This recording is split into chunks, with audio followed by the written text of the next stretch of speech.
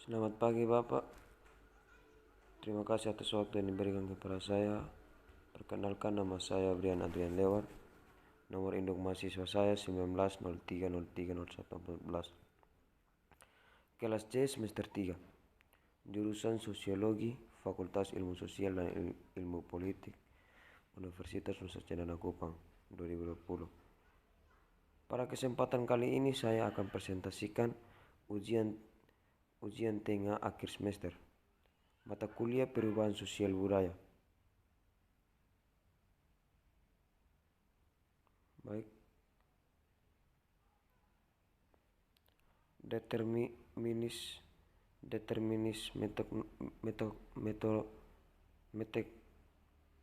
teknologi adalah sebuah teori yang menegaskan bahwa perubahan yang terjadi dalam perkembangan teknologi sejak zaman dahulu sampai saat ini memberikan pengaruh yang besar terhadap masyarakat. Determinisme teknologi juga diartikan sebagai suatu susunan otonom yang berbasis teknologis, yang kemudian mengklaim bahwa teknologi sebagai suatu faktor yang dominan dari terjadinya perubahan-perubahan sosial yang pengaruhnya sendiri berangkat dari makna kebudayaan dan kegunaan yang bisa diberikan oleh teknologi tersebut.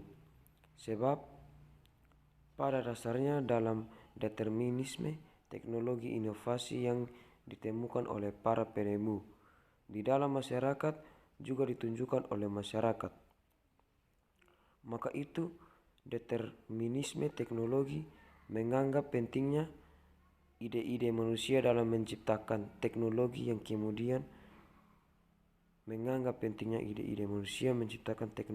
kemudiannya teknologi tersebut mempengaruhi kehidupan sosial manusia.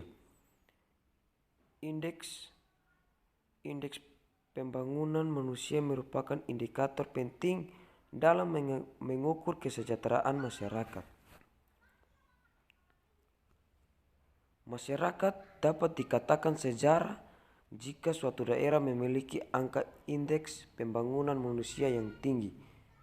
Nusa Tenggara Timur merupakan salah satu provinsi di Indonesia dengan 22 kabupaten yang berbeda. Pada gugusan Sunda Kecil di dalam Kepulauan Nusa Tenggara Timur, provinsi ini terdiri dari kurang lebih 550 pulau. 3 pulau utamanya adalah Pulau Flores, Pulau Sumba, dan Pulau Timur Barat. Nusa Tenggara Timur menempati bagian barat Pulau Timur. Provinsi ini juga terkenal dengan para wisatanya yang memiliki panorama dan kehidupan alamnya seperti Pulau Komodo, para wisatanya yang memiliki panorama dan keindahan alam seperti Pulau Komodo, Danau Kalimutu, dan wisata bahari di Pulau Alor. Keindahan alam tersebut berbanding terbalik dengan indeks pembangunan manusia di Nusa Tenggara Timur memiliki nilai indeks pembangunan manusia terendah ketiga di Indonesia. Hal ini dikarenakan kurangnya pendidikan di Nusa Tenggara Timur, di mana angkatan kerja di Nusa Tenggara Timur hanya memiliki setara pendidikan sekolah dasar dan tidak melanjutkan ke pendidikan yang tinggi. Kesenjangan sosial di provinsi ini juga tergolong tinggi. Hal ini dikarenakan rasio di Provinsi NTT hanya 0,35, di bawah rasio Gini nasional yaitu 0,41. Kesenjangan sosial pada provinsi ini masih tergolong tinggi. Selama kurang lebih 7 tahun terakhir, Provinsi Nusa Tenggara Timur hanya menempati peringkat 31 dan 32 untuk indeks pembangunan manusia tingkat nasional. Nusa Tenggara Timur selalu menjadi juru kunci dalam persentase indeks pembangunan manusia secara nasional.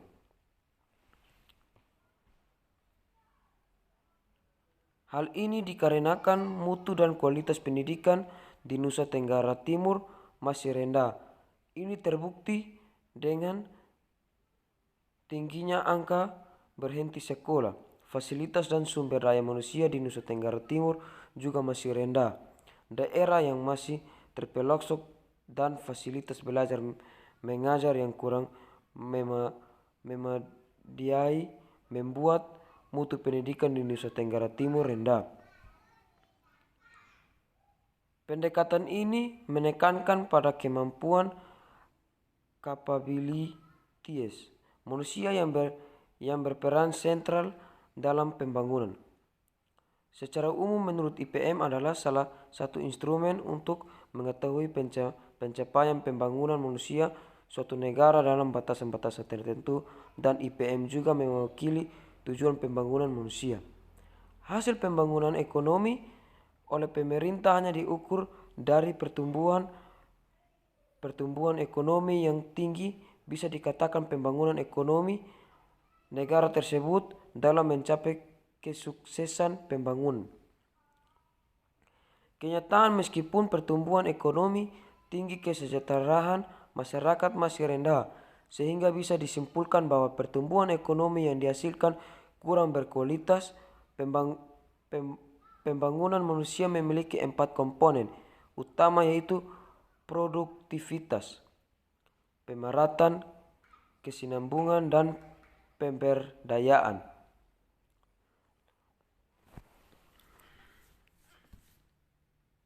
Meningkatkan 4 komponen tersebut secara maksimal adalah hal yang harus dilakukan untuk mencapai pembangunan manusia yang efektif agar manusia dapat berperan penuh dalam pembangunan dan kesejahteraan manusia di suatu negara dapat membaik dan meningkat secara signifikan, terutama di negara-negara berkembang.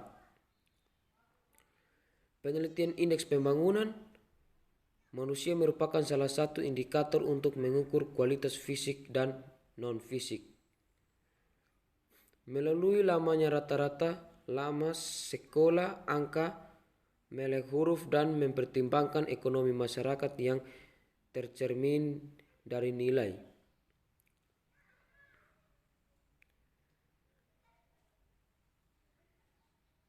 Masyarakat bukan hanya sebagai objek pembangunan,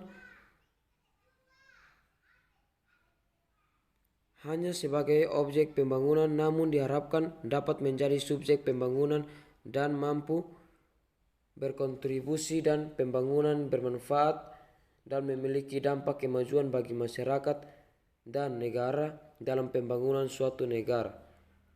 Keberhasilan pembangunan diukur dengan beberapa parameter.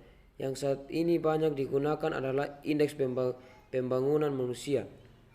Kota Kupang memiliki indeks pembangunan manusia tertinggi pada tahun 2013.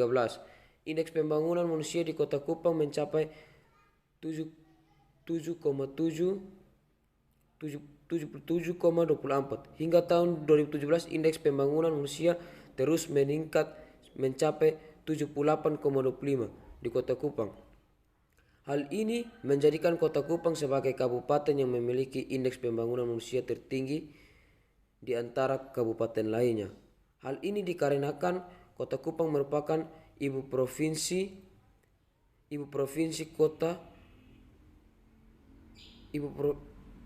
kota provinsi Nusa Tenggara Timur, di mana di Kota Kupang ketersediaan fasilitas mulai dari fasilitas kesehatan, pendidikan, dan pembangunan cukup memadai dari kabupaten lainnya. Fasilitas pendukung yang mampu memberikan pendidikan yang cerdas dan berbasis karakter menjadi pendidikan sangat penting untuk masa depan bangsa.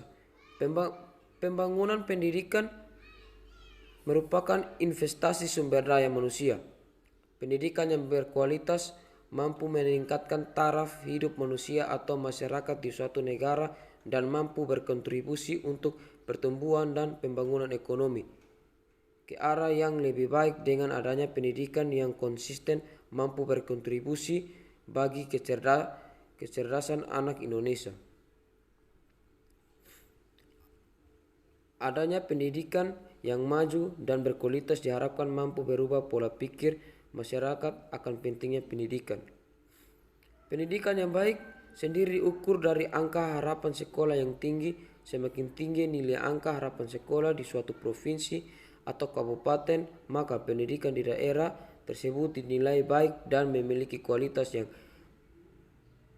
memampuni untuk bersaing dengan daerah lainnya. Kesehatan yang berkualitas mampu meningkatkan pembangunan ekonomi dan manusia secara signifikan. Manusia yang sehat mampu bekerja secara produktif dan mampu berkontribusi terhadap perkembangan ekonomi. Pembangunan manusia yang efektif dapat dilihat dari tingkat kesehatan masyarakat di daerah tersebut. Lingkungan yang sehat dan udara yang bersih menjadi faktor penentu kesehatan manusia. Angka harapan hidup juga menjadi faktor untuk peningkatan indeks pembangunan manusia. Angka harapan hidup yang tinggi menunjukkan bahwa kesehatan di daerah tersebut baik.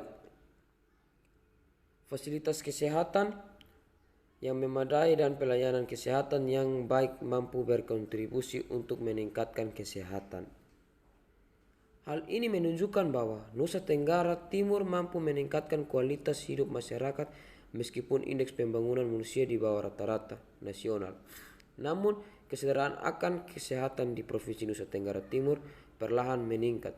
Meskipun kenaikan angka huruf hidup di Nusa Tenggara Timur terus meningkat setiap tahunnya, namun pemenuhan kebutuhan serta fasilitas kesehatan masih kurang memadai untuk di daerah pedalaman di Provinsi Nusa Tenggara Timur.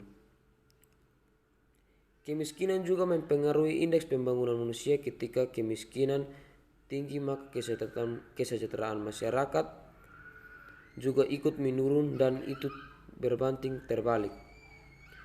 Tujuan dari usaha-usaha pembangunan ekonomi adalah selain itu menghasilkan pertumbuhan yang setinggi-tingginya. Juga harus menghapus atau mengurangi tingkat kemiskinan, kesenjangan pendapatan dan tingkat pengangguran.